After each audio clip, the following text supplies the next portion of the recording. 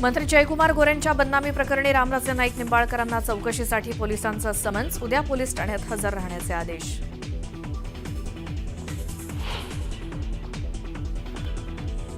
पहलगाममधील दहशतवादी हल्ल्याप्रकरणी एनआयएकडनं प्राथमिक चौकशी अहवाल तयार. हल्ल्यामध्ये लष्कर-ए-तोयबा, आयएसआय आणि पाक लष्कराचा सहभाग असल्याची सूत्रांची माहिती, तर तिघांनी कट रचून हल्ला केल्याचं तपासात उघड.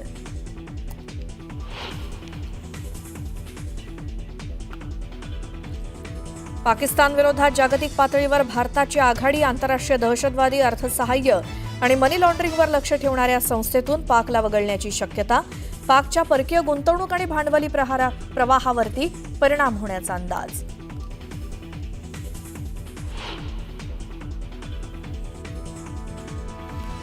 पाकिस्तानकडनं नियंत्रण रेषेवरती पुन्हा शस्त्रसंधीचं उल्लंघन. कुपवाडा, बारामुल्ला, पूंछ, नौशेरा, अखनूरमध्ये गोळीबार. पाकच्या गोळीबाराला भारतीय लष्कराकडनं चोख प्रत्युत्तर.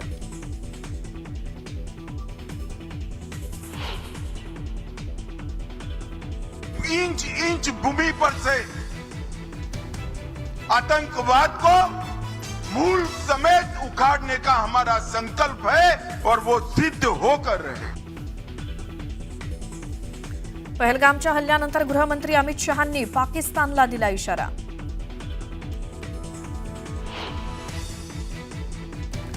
भारत पाकिस्तानमधील अटारी बॉर्डर पूर्णपणे बंद. पाकिस्तानी सैन्याच्या भूमिकेमुळे पाकिस्तानची फरफट. सीमेवर महिलांनी फोडला टाहो.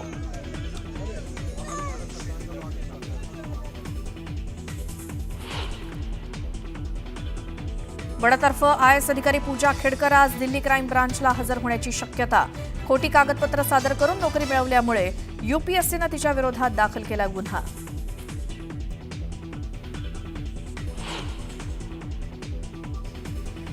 नवी दिल्लीसह परिसरात ऐन उन्हाळ्यात मुसळधार पावसाची हजेरी. वादळी वाऱ्यासह झालेल्या पावसामुळे ठिकठिकाणी साचलं पाणी. काही ठिकाणी गारांचा पाऊस.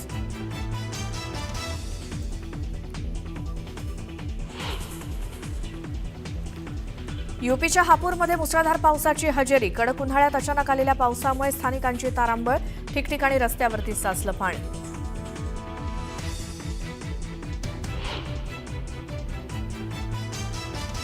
केदारनाथ धामचे दरवाजे उघडले. पहाटेपासूनच भाविकांची दर्शनासाठी गर्दी. हर हर महादेवच्या जयघोषानं संपूर्ण केदारनाथ परिसर दुमदुमला.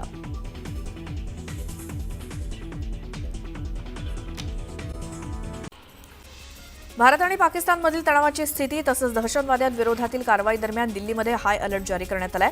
बाजारासह गर्दीच्या ठिकाणी कडक पोलीस बंदोबस्त ठेवण्यात आलाय. सीमेवरील गोळीबार थांबवा, अन्यथा गंभीर परिणाम भोगावे लागतील असा इशारा भारतानं पाकिस्तानला दिल्यानंतर सीमेवरची परिस्थिती आणखी चिघळली आहे. युद्धाची ठिणगी पडू नये म्हणून आता अमेरिकेनं मध्यस्थी केली आहे. संपर्क वाढवा, संघर्ष थांबवा असा निरोपच दोन्ही देशांच्या प्रमुखांना दिलाय. भारतीय हवाई दलानं पूर्वी राफेल आणि सुखोई विमानांचा आक्रमण नावानं सराव करून पाकिस्तानची झोप उडवली होती. भारताच्या या कृतीमुळे भारत आपल्यावरती केव्हाही हल्ला करू शकतो अशी भीती पाकिस्तानला वाटते. त्यामुळे या भीतीपोटी पाकिस्ताननं पीओकेमधील 1000हून अधिक मदरसे बंद केले. मे महिन्यात भारतातील बहुतेक भागात तापमान सामान्यपेक्षा जास्त राहण्याची अपेक्षा आहे. राजस्थान, हरियाणा, पंजाब, मध्य प्रदेश, उत्तर प्रदेश, बिहार, झारखंड आणि पश्चिम बंगालमध्ये उष्णतेच्या लाटेच्या दिवसांची संख्या 4 दिवस जास्त असण्याची शक्यता आहे. दुसरीकडे राजस्थानमधील बाडमेरमध्ये उष्णतेनं एप्रिल महिन्याचा 11 वर्षांचा विक्रम मोडला. तापमान 46.8 अंश सेल्सिअस नोंदवलं गेलं. मुंबई वगळता राज्यभरातील जिल्ह्यामध्ये कमाल तापमानाचा पारा चढता असून गुरुवारी मुंबईचं तापमान 34 अंश नोंदवण्यात आलं. गेल्या महिन्याच्या तुलनेत कमाल तापमानाची नोंद कमी झाली असली तरी आर्द्रता 60 ते 80% आसपास नोंदवण्यात आली. त्यामुळे भर-उन्हात मुंबईकर घामाघूम होत आहेत. मार्च महिन्याच्या सुरुवातीपासूनच उन्हाचा कडाका प्रचंड वाढलाय. कमाल तापमानात दिवसागणिक वाढ होत असून तापमानानं 40 पार केली आहे. मावळमध्ये नागरिकांना मार्गदर्शक सूचना जारी करण्यात आल्या आहेत. तापमान वाढीचा त्रास मनुष्यासोबतच पशुपक्ष्यांना, प्राण्यांना सुद्धा होतोय. एप्रिल महिन्यात उन्हाच्या तडाख्यात मुंबईमध्ये 300हून अधिक पशुपक्षी जखमी झाले. गेल्या 5 वर्षातील उन्हाचा तडाखा बसलेल्या प्राण्यांची ही सर्वाधिक संख्या आहे. समृद्धी महामार्गाच्या इगतपुरी ते आमणे या चौथ्या टप्प्याचा आणि मेट्रो 3 भुयारी मार्गाच्या बीकेसी ते वरळी मार्गाचं लोकार्पण देखील लांबणीवर पडलंय. आता हे लोकार्पण नक्की कधी होणार आहे हे अस्पष्ट आहे. मुंबईत म्हाडाच्या मुख्यालयात येणाऱ्या नागरिकांची आता प्राधिकरणाकडून सविस्तर माहिती गोळा केली जाते.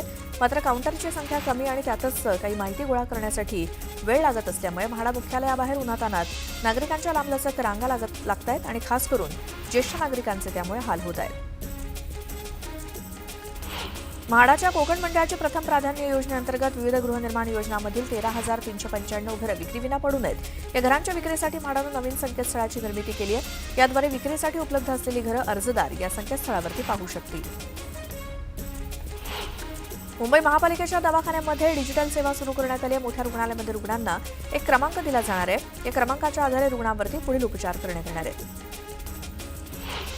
राज्य सरकारने इलेक्ट्रिक वाहन धोरण 2025 जाहीर केलं असून ते 2033 पर्यंत लागू राहणार आहे. राज्यात इलेक्ट्रिक गाड्यांच्या नोंदणीवरती 20 लाखांपर्यंतची सवलत देण्याचा निर्णय घेण्यात आला आहे. येत्या 5 वर्षात एकूण वाहन नोंदणीपैकी 30% वाहनं इलेक्ट्रिक असावीत असं परिवहन विभागानं उद्दिष्ट ठेवलं आहे. मुंबईला पाणीपुरवठा करणाऱ्या 7ही तलावातील पाणीसाठा 24%वरती आलाय. वेगानं होणाऱ्या बाष्पीभवनामुळे पाणीसाठा झपाट्यानं कमी होत असल्यामुळे पाणी टंचाईचं संकट उभं राहण्याची दाट शक्यता आहे. त्यामुळे मुंबईकरांना पाणी काटकसरीनं वापरण्याचं आवाहन करण्यात आलंय. उन्हाळी सुट्टीमुळे प्रवाशांची गर्दी वाढली असून एकमेकांना रेल्वेचं तिकीट मिळेनासं झालंय अनेकांना.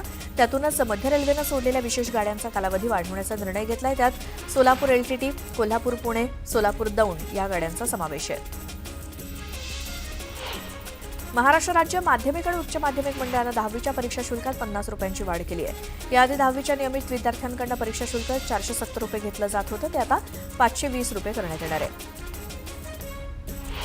मुंबई महापालिकेनं आतापर्यंत 43% नालेसफाई झाल्याचं म्हटलंय. मात्र प्रत्यक्षात पालिकेच्या डॅशबोर्डवरती आतापर्यंत केवळ 32% नालेसफाई झाल्याचे आकडे दाखवत आहेत. पावसाळा सुरू व्हायला केवळ 1 महिना शिल्लक असताना 100% नालेसफाई अशक्य असल्याचं बोललं जात आहे.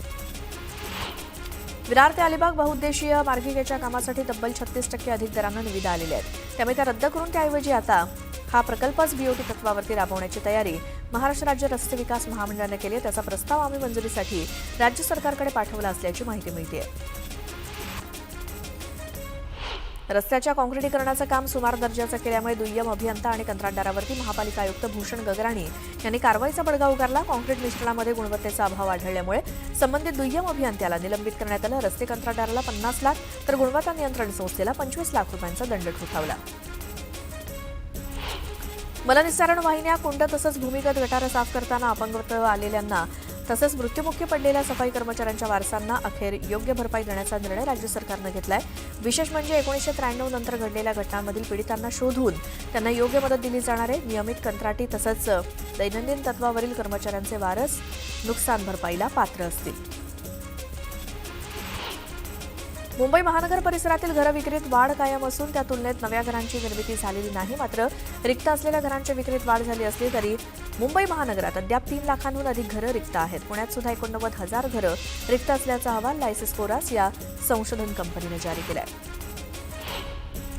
जोपर्यंत शैक्षणिक श्रेयांक खात्याचा तपशील विद्यापीठानं सांगितलेल्या संकेतस्थळावरती टाकला जाणार नाही तोपर्यंत विद्यार्थ्यांच्या गुणपत्रिका आणि पदवी प्रमाणपत्र देण्यात येणार नाहीत असा इशारा मुंबई विद्यापीठ प्रशासनानं एका परिपत्रकाद्वारे महाविद्यालयानं दिलाय. HMISच्या इंटरनेट सुविधेसाठी वैद्यकीय शिक्षण विभागाकडून 32 कोटी 21 लाख रुपये देण्यात आले. ही प्रणाली कार्यान्वित करण्यासाठी आवश्यक असलेल्या 5 वर्षांच्या इंटरनेट सुविधेसाठी 32 कोटी 21 लाख रुपयांच्या खर्चाला वैद्यकीय शिक्षण विभागानं मान्यता दिली.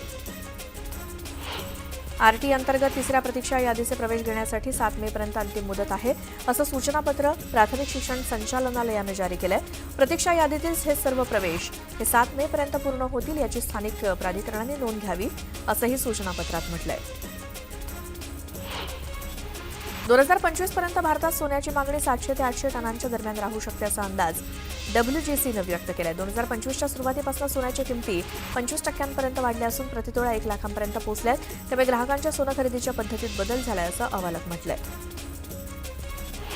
अक्षय तृतीयेच्या दिवशी सुमारे 12 टन सोन्याची विक्री झाली ज्याचं मूल्य सुमारे 12,000 कोटी रुपयांच्या घरात होतं. तर त्याच दिवशी देशभरात सुमारे 400 टन चांदी विकली गेली ज्याचं मूल्य 4,000 कोटी रुपयांपर्यंत आहे. IIT मुंबईच्या 1998च्या बॅचनं संस्थेला 57 कोटी रुपयांची देणगी दिली. ही देणगी संस्थेतील विद्यार्थी आणि प्राध्यापकांच्या विकासासाठी, संशोधनासाठी तसंच पायाभूत सुविधांच्या उभारणीसाठी दिली जाते.